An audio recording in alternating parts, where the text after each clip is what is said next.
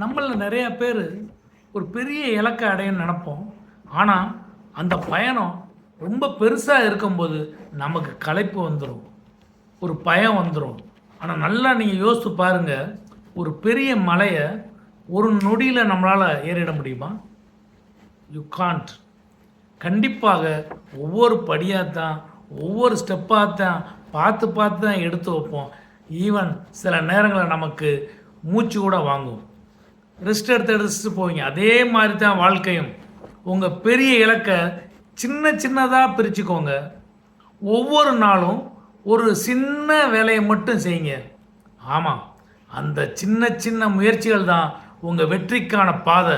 உங்கள் விடாமுயற்சியை மட்டும் கைவிட்டுறாதீங்க. சின்ன சின்ன முயற்சிகள் ஒரு நாள் பெரிய மாற்றத்தை கொண்டு வரும்.